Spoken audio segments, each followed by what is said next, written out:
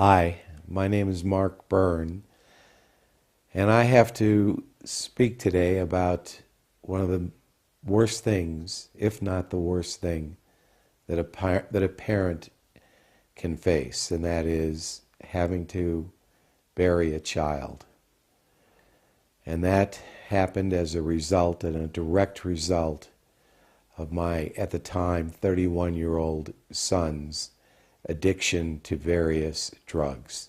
On September 20th, 2010, I had attended an all-day golf outing for my ex-partner who was being honored by his law school.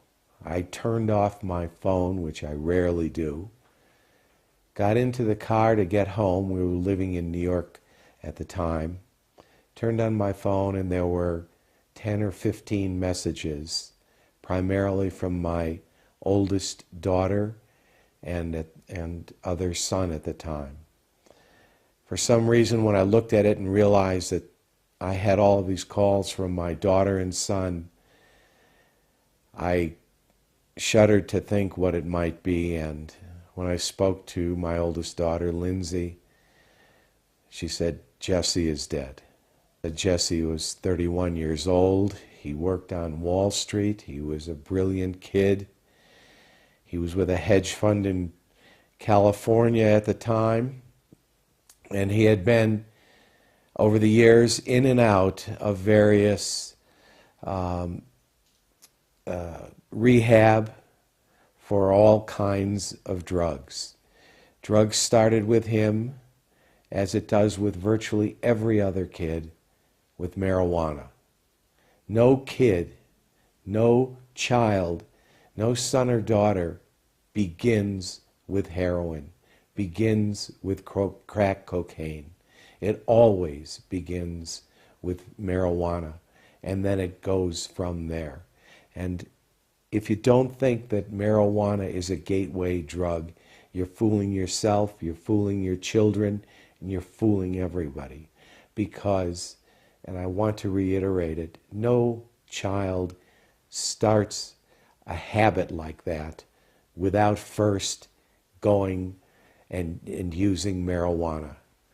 Marijuana today is a different drug than when we were younger and may have experimented with it. It's much stronger, and it clearly leads to the other much worse drugs, the cocaine, heroin, etc. Anyway, on that evening of September 20th, 2010, I had heard my daughter first said, "Jesse is dead." We found out, of course, it was a combination of a heroin overdose and crack cocaine. He had spiraled out of control, and at 31 years old was an adult. We believe that our children, even though they're called children, once they get to a certain age, they are indeed adults. And it was shortly before that that I desperately tried to get him into rehab once again. He was supposed to go to Hazleton in Minneapolis, and everything was set, but he refused to send them his medical records.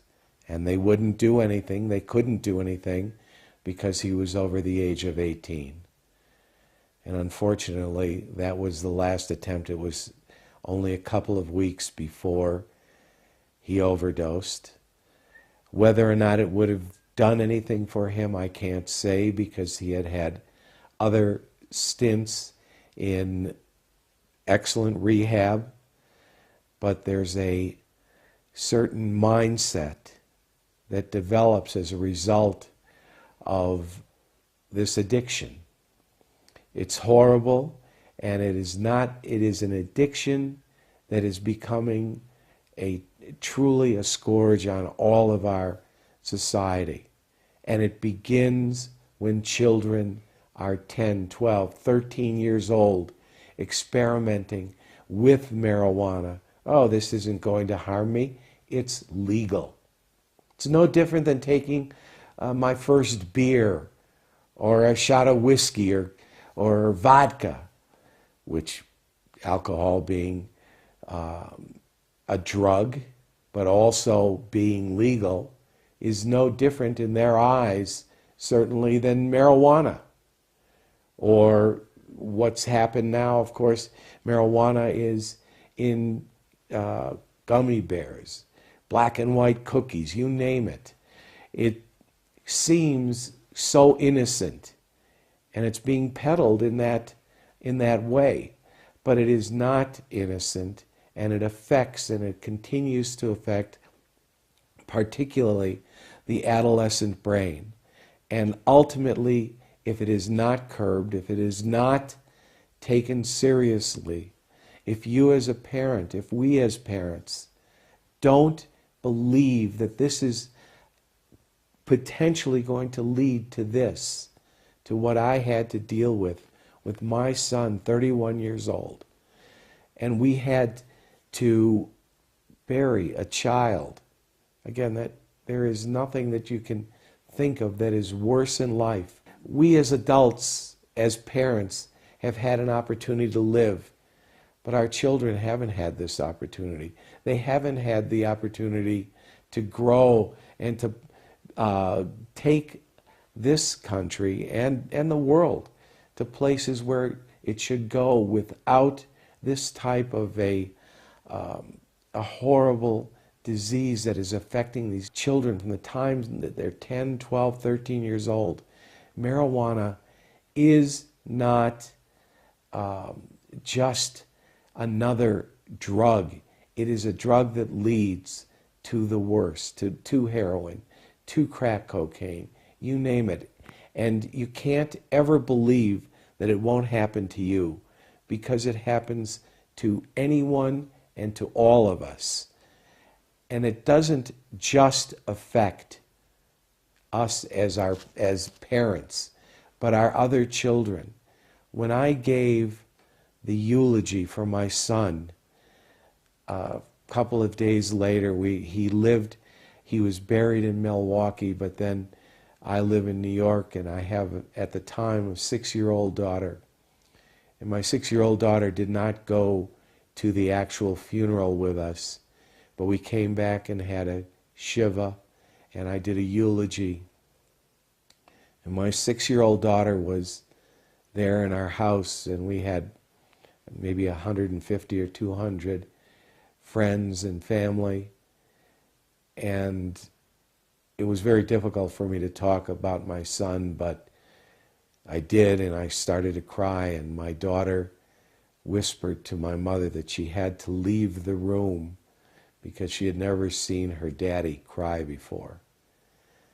And it is something that affects her to this day. She's now over 12 years old. And she reminds me that it's hard for her to compute that she saw her daddy die. I've been a trial lawyer for over 40 years, and she thinks of me as only being strong, and it affects her to this day. And if there is any good to come out of it, she believes, and she has told me that she is strongly opposed to marijuana, weed, whatever you want to call it. And that's because of the experience, because of what she has seen with her brother. Even though it was her half-brother, she knew him only for a short time. But she still thinks about him, and it affects her and my other much older children to a degree that you just don't know how it's going to manifest itself. My son that is now 35 years old has 2 daughters, so I'm a grandfather. He has called me, and he'll call me and say, "Dad, how do I go on?" His brother Jesse was his best friend. And how do I go on? And I have to explain to him, he has his own children now. It's his responsibility to make sure that this doesn't happen to them. It's his responsibility as a father, as a husband, to make sure that his children understand the dangers that marijuana and every drug poses to his children, and so that he will never have to be in a position that I was in and that his mother was in, to have to bury our son. You cannot imagine. It is something that is unspeakable, yet you must talk about it. And it also happens to the best of families and to everyone. And it's amazing to believe. I had a potential new client call me, a man from New Jersey, the other day, and his son had passed away, and he was trying to blame it on prescription drugs, and we talked for a while. And it was because of an addiction as well. It's almost impossible to comprehend, but as the adults, as the parents, we have a responsibility to the rest of our family, to our other children, to friends. You can't ever forget, and if anything good can come out of such a horrible tragedy, it has to be that others will learn, and that your own children and others may not face this kind of a horrible disaster.